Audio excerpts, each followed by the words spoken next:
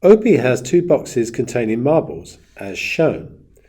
So we can see that box A contains 3 red marbles and 2 blue marbles, a total of 5 marbles altogether.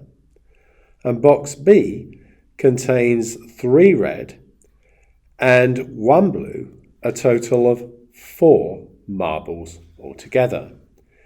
He takes 1 marble from box A and 1 marble from box B, and we want to complete the probability tree below. But before I do that, we could use the same sort of tree diagram we used in the previous example. What we could do is, for box A, we could have a 5-pronged tree, like so, and go red, red, red, blue, blue, reflecting the contents of box A. And then we would do branches for box B, where we would put 4 prongs and go red, red, red, blue. Now, if I continued, even this diagram here would look cluttered. Could you imagine the situation if we had more balls in these boxes? So clearly, this is not the best way to do a tree in this case.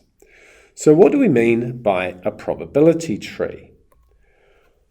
What we would do is this would be box A and this would be box B. Now, for box A, the probability of getting a red is 3/5, and so we write that on the branch. For a blue, it would be 2/5.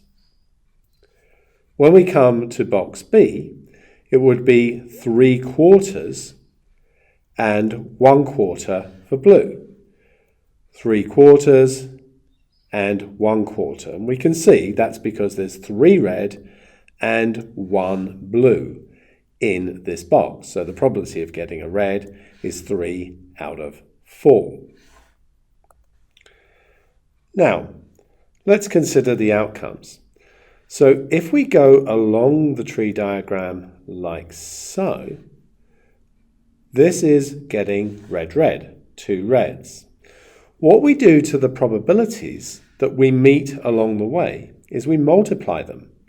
So to go along there, you're going to do 3/5 times 3/4, which is 9/20.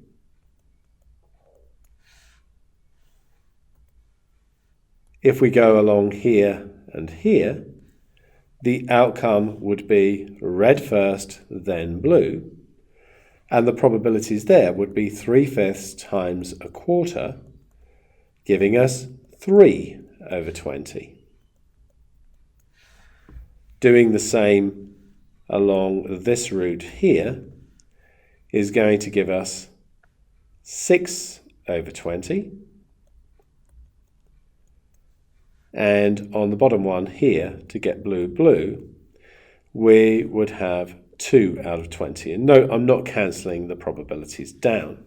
If you add those numerators, 9 add 3 add 6 add 2 is equal to 20, meaning that these 4 possible outcomes give us 20/20, which is 1.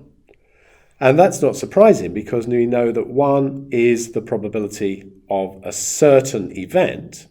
And if we take 1 ball from this box and 1 ball from this box, we are certain to get either 2 reds, red blue, blue red, or blue blue. So we can now answer the questions. What's the probability of getting 2 red balls? We can read that probability just here.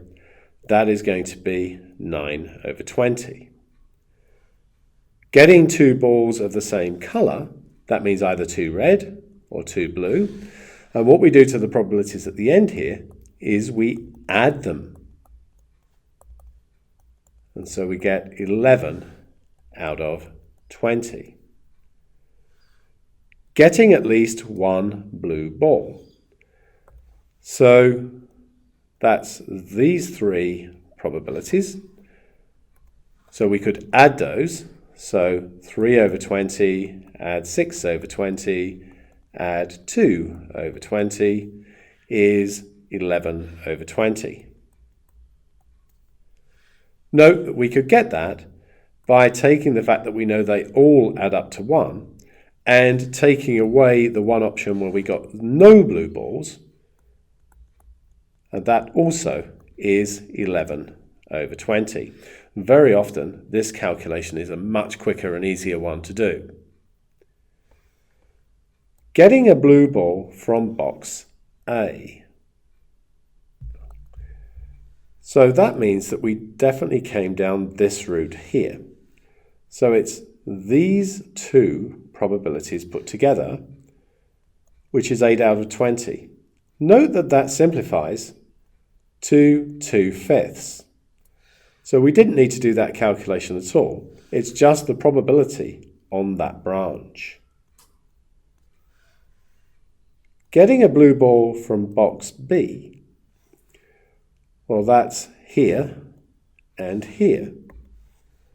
So in other words, that's this probability and this one put together, and so that would be 5 out of 20.